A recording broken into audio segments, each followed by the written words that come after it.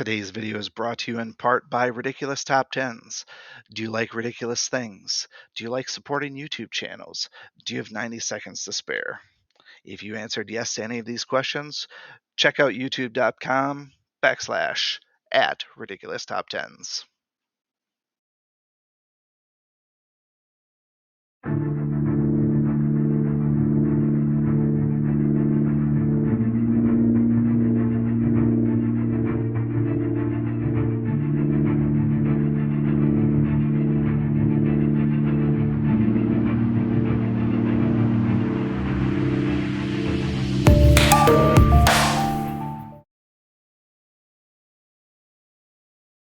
Good afternoon, my dungeon boss brethren. We are here on FADD Friday, full Ascension deep dive.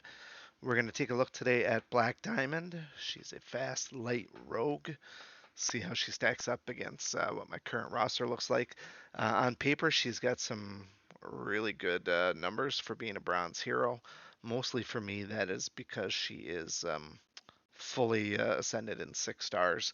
I do expect that there will be a pretty big disparity between 6 stars and 5 stars and 4 stars when we ultimately look at my heroes specifically. We are looking at them comparatively speaking to their levels. I do think that those things end up with maybe some diminishing turns over the long run. But as it stands right now, I think some of her trends have really start to set in. You can kind of get a sense of where she falls compared to the other people that I've reviewed as well. Some of the stuff is starting to align very similarly across all heroes. We'll see that with Black Diamond as well. So let's jump into her stats first. Talk about her traits. As far as her traits, she does have some somewhat unique ones. There's nothing that's game breaking. That's why she's a bronze hero. She doesn't have anything that's going to essentially, dominate the game. Not like we see with Rayla, for example. It doesn't mean she's not good though. So we'll start out fast. Obviously, we all know what fast means. Lower attack, lower defense, but she's fast. So side effect there. We've seen it any number of times. Prowess. This is probably her marquee trait for the most part. It's her second marquee, but basically um, part of her marquee traits. The fact that her crits deal an extra 25% damage. So crits already do more damage, and then this here does more damage on top of that. You can see that by her crit multiplier being 225 instead of 200. So she does a lot of damage when she crits, and of course she has an extra chance to crit as well, and a nice chance to dodge too. I don't really put a lot of stock in dodge. We saw it yesterday in our team lab. We saw Ella do like 2 or 3 different dodges, which was actually pretty awesome. I've not seen that a lot from Black Diamond specifically, but I've also not used her in PvP either. In due time. Might have misspoke too. She's not a rogue. She's an assassin and a warrior. So how about that? She's not actually a rogue. So if I said rogue, I misspoke. Pwn casters, great. She's good at beating the heck out of Ponte, if you will. Maybe Iris. But ultimately, I'm not looking at that particular trait to be game breaking. People do use casters in PvP, but to get the most bang for your buck, you would want a light versus dark. So you'd want Ponte or Iris, for example, to really get the benefit of that. It's not to say that she wouldn't hurt somebody else, like a Selwyn, for example, somebody that might not have a ton of defense or health to speak of. Next up is the wound on crit, so applies a stack of wounded on a crit. So anytime we can apply debuffs is nice. This is highly conditional though, because it does require us to actually crit. So basically I would negate this one and assume it's not really a trait. It's going to happen once in every while. So, but then again, back to her marquee trait. I believe she's the only one that has this, the Blade Master. So she gets a guaranteed crit if somebody dodges her. So that's another conditional. Somebody actually has to dodge her attack. So maybe if you're going against, let's say Arya, for example, someone who's very prone to dodging in the first place, she dodges. That's when we end up with this wounded in play. And then we end up with the prowess in play as well. So somebody dodges, they're going to get walloped pretty good. Now, remember, their next actual attack is a crit, not anything to do with that particular person. So whoever they attacks or whoever she attacks is going to um, get some extra damage. A lot of what ifs there. I think that's what ultimately keeps her as a bronze. She doesn't have a lot of guaranteed stuff, which is okay. You know, in certain situations, she can come through and really be a game breaker. I'm gonna show her in a PvP match too, just so you can see about how she stacks up. Um, it's gonna be quite a bit of disparity. I just want to put that out there, but I want you to get a sense of, is she going to be able to get a turn off? Because that's what we'll want to know as far as how usable she is. They have to be able to survive, right? So let's look at her base stats here. So attack 1796. Relatively speaking, right now, her attack to level ratio is very high. She's currently the second highest on my roster. That is compared to a number of other 6-star heroes, as well as a whole plethora of 5-star heroes. So we just talked a little bit about Torchy not long ago. Um, we didn't talk about him in the Fad Friday, but we mentioned him in other cases. But like Torchy's ratio is lower than Black Diamond, so Torchy does pretty good damage. Black Diamond does higher. Currently, she's listed as lower than Rogar, for example, by about 1%, if you will. Um, Defense, we get a little bit of a hit there because of um, the fast. So not really much to worry about though. I mean, it is what it is. Again, her defense, comparatively speaking, her ratio um, compared to the rest of everybody else currently puts her at number 10 on my roster. So for somebody who's not armored or highly defensive in the first place, she is very good as far as defense goes. The people that are above her right now are 5 and 6 star variants of Spitfire, Furnace, Augusta, William, Bulbous, Femus, Grandar. All tanks. So that's where we see that. She's got relatively good defense for what she does. And I think that's because she's a warrior. She gets a good balance of attack and defense. Where I think is if she was a rogue, she would have had lower defense overall. Skill we don't care about, and health. When we look at health, her health is actually pretty decent as well. She currently has her, she's at level 50 and S over 6,000 health. That's pretty good. Doesn't have any health modifiers. Currently, she's ranked number 4 on my list in terms of health to level ratio. And she's 6 stars, so that ratio is probably going to hold about as true as possible, unless the health doesn't scale. Now, I haven't done my video on stat scaling yet. That's going to be coming up probably in a couple of weeks.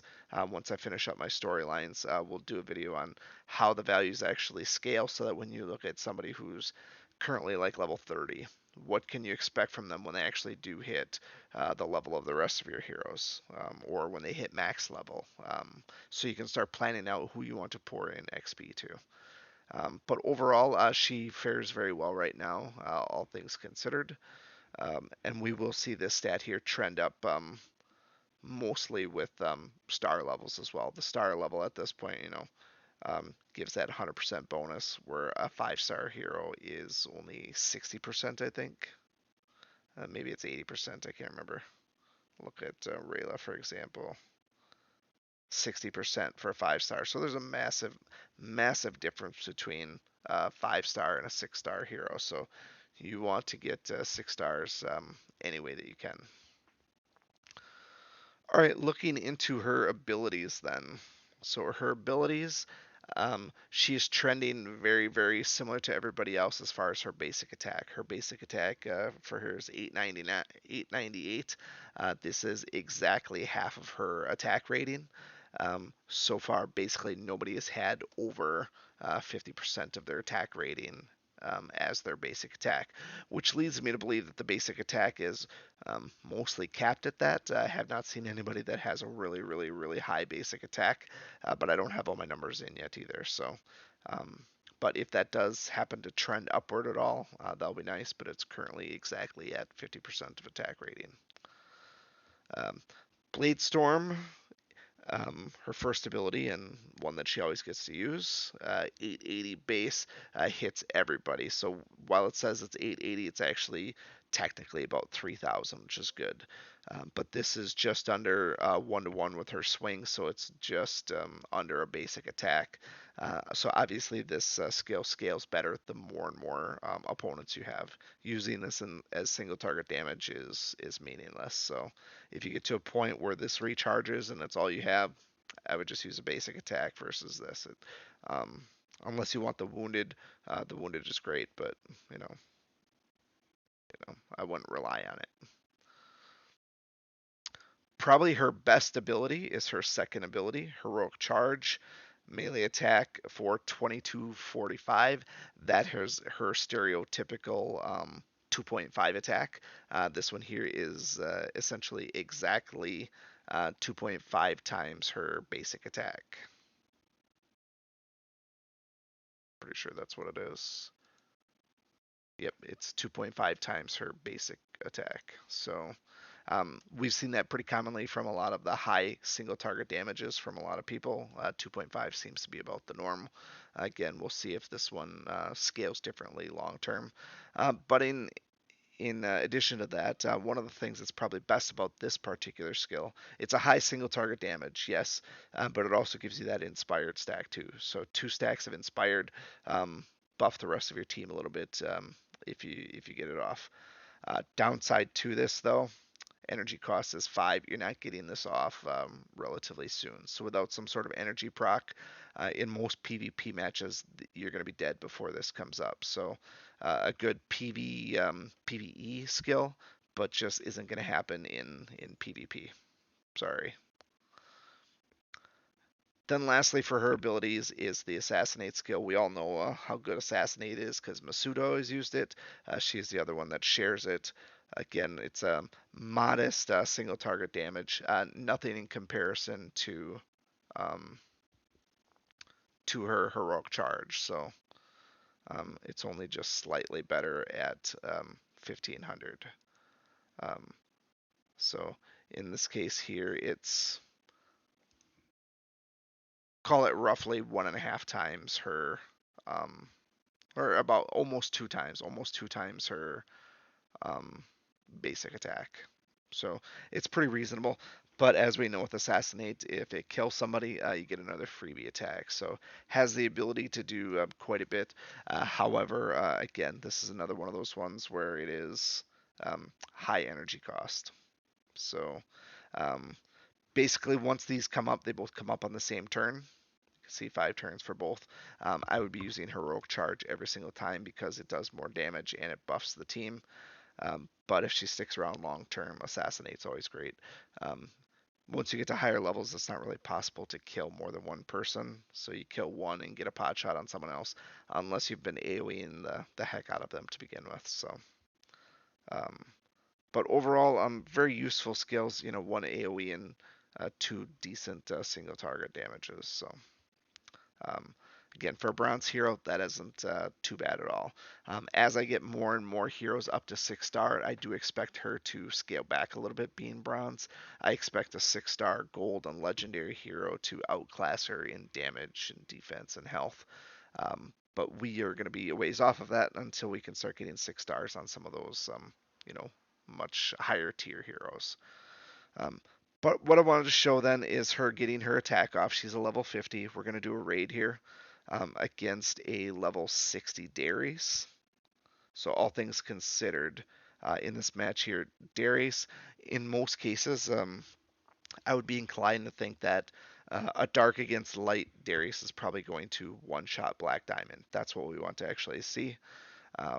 So this is a full elf team. It doesn't really matter for that. The only reason I'm running this one is so you can see what sort of damage Darius does to Black Diamond. Keep in mind, this Darius is only a 4-star, not 5-star, 6-star. So that might be a little bit misleading. But we're going to put my Black Diamond first so that she gets a guaranteed attack. Um, and then I'll try to win this one for good measure. So Um, so after Black Diamond, we'll put in. It's going to be a race of fast heroes, so I'll just put my own in there just for fun. And I'll put my own Willow in there too. Why not? Again, I don't expect to win this one. The real goal is just to see, does Darius one-shot Black Diamond? I wish that Darius would have been 6 stars um, for a better comparison. I'll even slow it down speed a little bit so we can see it better. She's not a damage dealer. She is a healer. So now I can't tell if that was because Black Diamond has good defense, if their Darius was low, um, or somewhere in between. But what I wanted to see was either soaking it reasonably well or dying outright. Results are kind of inconclusive there. We'll have to tell by our attack here on them. It's almost painfully slow to watch this in 1x speed. Okay, so right, that was a little bit more accurate than on that hit there. So Darius, for example, we dealt not 25, but maybe about 20% of her health um, with Black Diamond, and that's with a 10 level disparity, but at a different star level for her as well. Um, Anyways, that's neither here nor there, I guess. Wasn't as conclusive as I wanted to see. Um, I'll see if there's another one after this one, just to maybe get another attempt at it. A little bit upset that she dodged me. That was a little annoying there. If there isn't one, then there isn't one. We'll just have to be okay with that.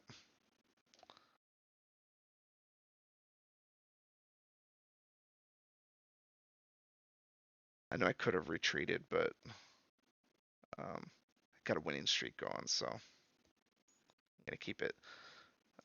Fun fact: the winning streak is from um, the Team Lab Thursday, so haven't um, done anything since then.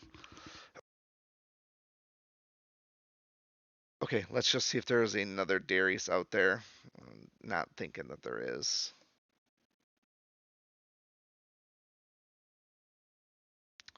So even this team here, let's look. Let's give Archon a chance to go just to see if he will one-shot her at all. He's pretty at leveled. He's only 4-starred. It's let's not even bother. It's going to be a similar result. But that's my initial assessment of Black Diamond. I think she's got merit. But I wouldn't use her over Masuda probably. But she definitely has a spot if you find anything that needs like warriors or something or assassins. I think she's definitely usable. She's easy to get to 6 stars. You can tell I have her 6-starred. In terms of hero power, at level 50, she outclasses pretty much all of my 5-star heroes. That's just how hero power works. But um, yeah, so let me know what you think. If you got any cool team synergies with her, we'll be happy to workshop her at some point. But I think she's good enough where just about any team, I think you put her against her light team, I think she can withstand that entire first round. So I think in most cases she will be able to get her attack off in just about every match, except for a match that has Jin where she gets silenced, at which point you'd have to have some other mechanism in place. But that's all for this edition of FADD Friday. We will see you again next Tuesday for yet another tower run. See if we can't make it 5 in a row. There's an achievement for that. I'm looking to cash in on that, so stay tuned. Otherwise, we will see you again next time. Take care, everybody. Thank you for watching, and remember, I make YouTube videos for the American working man, because that's what I am, and that's who I care about.